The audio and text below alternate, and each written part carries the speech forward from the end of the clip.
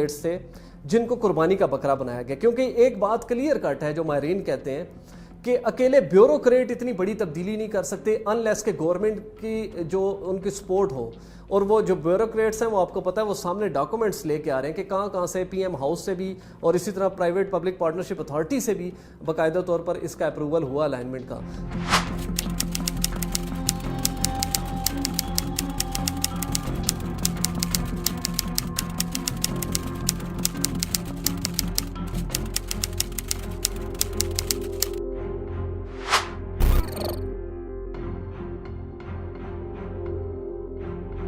جو سابقہ حکومتوں نے موٹر وے بنائے تو پہلے موٹر وے بنے اور اس کے بعد شہر آباد ہوئے. یعنی کہ پہلے گورنمنٹ نے ایک سڑک گزاری, اس کے بعد اس کے گرد ہاؤسنگ سوسائٹیز بنی. لیکن یہ ایک ایسا پروجیکٹ بنا جس میں پہلے شہر آباد ہو گیا اور اس کا ابھی الائنمنٹ کے جو پروسیس تھا وہ بھی چل رہا تھا. ایک نقشہ جو ہے وہ منظر عام پر آیا, اس کے اوپر جو ہے وہ حکومت کو خاص طور پہ عمران خان صاحب کو انفارمیشن ملی کہ یہ بیسیکلی اس کی الائنمنٹ جو تبدیل کی گئی ہے اس کا مقصد یہ ہے کہ جو بڑے میڈیا ٹائکونز ہیں, جو ریئل اسٹیٹ پلیئرز ہیں, ان کو نوازا جائے. تو یہ جب سکینڈل سامنے آیا تو عمران خان نے کمشنر راول پنڈی کو 1-on-1 ملاقات کی اور ان سے کہا کہ یہ جو آپ نے الائنمنٹ تبدیل کی ہے کیا یہ پیورلی پی ٹی آئی یا حکومت کے ویژن کے مطابق ہے یا کوئی حکومتی جو ممبران ہیں یا ریئل اسٹیٹ پلیئرز ہیں ان کے دباؤ میں آپ نے بیسیکلی یہ الائنمنٹ تبدیل کی ہے. تو وہاں پہ جو ہمیں ذرائع نے بتایا کہ کمشنر راول پنڈی نے کلیئر کٹ کہا کہ سر یہ آپ کا ہی ویژن ہے کہ نئے شہر آباد ہوں, نئی انڈسٹریز بنے, نئے جو پروجیکٹس ہیں وہ لانچ ہوں. تو اسی کو دیکھتے ہوئے ہم نے جو ہے وہ ایک نئی الائنمنٹ بنائی. کیونکہ وہاں پہ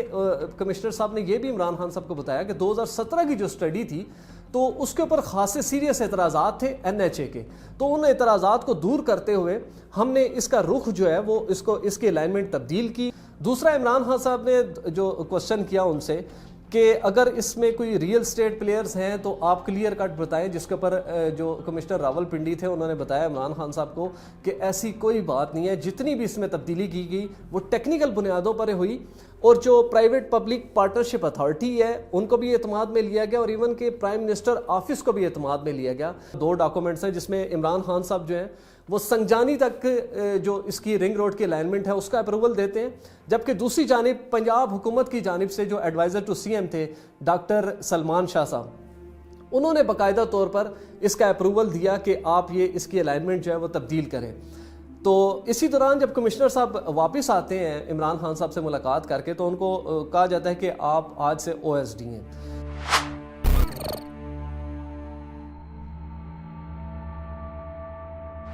نئے کمشنر جو ہیں وہ سید گلزار حسین شاہ ہیں, ان کو تعینات کیا گیا اور کچھ ہی دنوں, ان کی تعیناتی کے کچھ ہی دنوں بعد جو چیف سیکرٹری پنجاب ہیں جواد رفیق صاحب, انہوں نے ایک نوٹیفیکیشن کیا کہ آپ ایک فیکٹ اینڈ فائنڈنگ کمیٹی بنائیں. تو اس میں کنوینئر جو تھے کمشنر راول پنڈی تھے سید گلزار حسین شاہ, جبکہ ان کے ممبر ان کے ساتھ جو تھے ڈپٹی کمشنر راول پنڈی تھے, کیپٹن ریٹائرڈ انوار الحق تھے, اور اسی طرح جو ایڈیشنل کمشنر جنرل ہیں جہانگیر احمد. یہ بیسیکلی 3 رکنی ایک کمیٹی بنی. کمشنر راول پنڈی جو کنوینئر تھے اس کمیٹی کے, انہوں نے 10 دن کے بعد ایک رپورٹ منظر عام پر آئی جس میں سارے جو الزامات تھے وہ سابقہ کمشنر کیپٹن ریٹائرڈ محمد محمود کے اوپر لگائے گئے کہ بیسیکلی یہی وہ شخص ہے جس نے رینٹ سیکنگ کے لیے اور کک بیکس کے لیے مختلف ہاؤسنگ سوسائٹیز, تقریباً 19 غیر قانونی ہاؤسنگ سوسائٹیز کا اس رپورٹ میں پورا ذکر کیا گیا.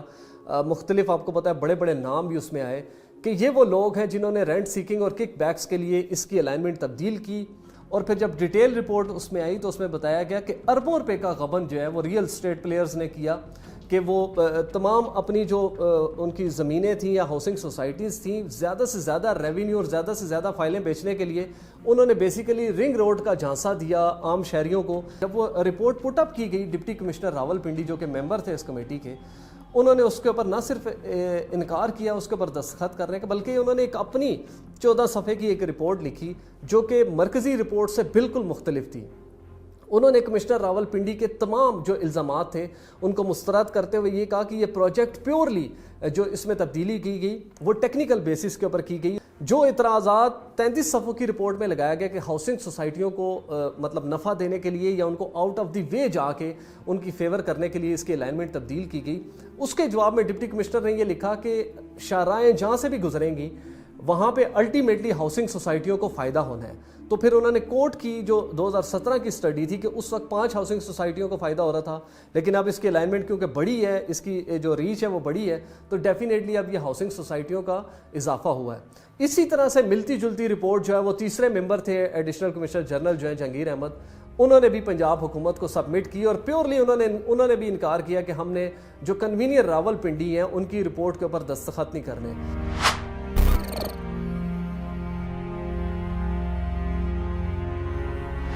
مختلف فورمز پہ جو ہے وہ زلفی بخاری صاحب کا نام لیا گیا اور اسی طرح غلام سرور خان کا بھی نام لیا گیا, اور زلفی بخاری نے باقاعدہ طور پر ریزائن کر دیا کہ وہ کسی بھی قسم کا دفاع نہیں کرتے, آپ پہلے تحقیقات کرائیں, اگر الزامات ثابت ہوتے ہیں تو اس کے بعد بات کی جائے گی. اسی طرح غلام سرور خان کا جو ہے وہ نام بھی آیا. تو بیسیکلی ان کا نام آنے کی وجہ یہ تھی کہ یہ جو جتنی الائنمنٹ تبدیل کی گئی اس کا موسٹلی جو حصہ گزر رہا ہے وہ غلام سرور خان جو کہ اس وقت منسٹر ہیں ایوییشن کے, ان کے جو حلقہ احباب ہے یا ان کے جو آبائی علاقے ہیں, زمینیں ہیں, وہاں سے گزر رہا ہے.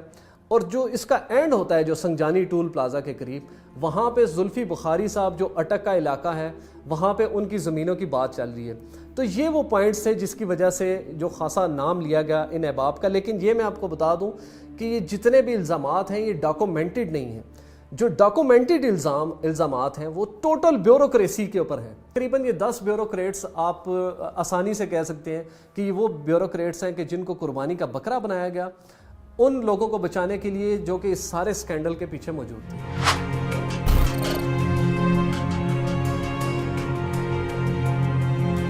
اس کی جو سب سے پہلے بنیاد رکھی گئی وہ سابقہ گورنمنٹ نے یعنی کہ مسلم لیگ نون نے رکھی, اور اس وقت کے سی ایم جو ہیں شہباز شریف صاحب,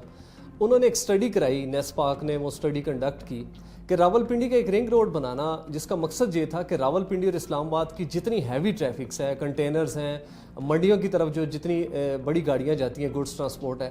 اس کو جی ٹی روڈ یا موٹر وے سے ڈائیورٹ کر کے ایک علیحدہ سے جو ہے وہ پورا اس کو دیا جائے تاکہ جو ٹوین سٹیز کی جو ٹریفک کا ایشو ہے اس کو کسی طرح اوور کم کیا جائے.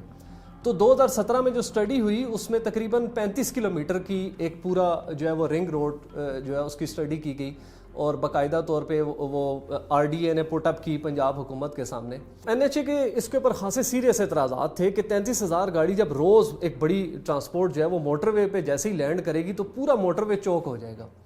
تو اسی دوران ابھی یہ پروسیس چل رہا تھا, تو آپ کو پتہ ہے کہ 2018 کے انتخابات ہوئے اور اس کے بعد جو نون لیگ کی حکومت تھی وہ ختم ہوگی. اسی دوران جب پی ٹی آئی کی گورنمنٹ آئی تو انہوں نے بھی ٹوین سٹیز کی جو ٹریفک ایشوز تھے ان کے اوپر رنگ روڈ کو ایک بڑا پروجیکٹ قرار دیا. سابقہ حکومت کا یہ تھا کہ انہوں نے بیسیکلی یہ جو پروجیکٹ ہے یہ Asian infrastructure investment bank Karachi China نے بنانا تھا, اور ساری انہوں نے پیمنٹ کرنی تھی. تقریباً 35 ارب روپے کا یہ پروجیکٹ تھا اور بالکل گورنمنٹ کا اس پہ کوئی خرچہ نہیں آنا تھا, اس بینک نے بنانا تھا اور یہ پروسیس آگے چلنا تھا. لیکن جب یہ گورنمنٹ آئی تو پھر ایک پرائیویٹ پبلک پارٹنرشپ اتھارٹی بنائے گی جس کا مقصد یہ تھا کہ کوئی بھی بڑا منصوبہ جو ہے وہ جب گورنمنٹ لانچ کرے گی تو ہم اس میں پرائیویٹ جو شیئر ہے اس کو ڈالیں گے, اور ساتھ گورنمنٹ جو اس میں ایڈ کرے گی تو اس کے بعد جو ہے وہ پروجیکٹ لانچ ہوگا. تو اس پروجیکٹ کی راولپنڈی رنگ روڈ کی دوبارہ سے سٹڈی کی گئی. تو پہلے آپ کو پتہ ہے نیسپاک نے کی, اب زیرک انٹرنیشنل ایک فرم تھی جس کو یہ سارا منصوبہ دیا گیا کہ آپ اس کی سٹڈی کریں.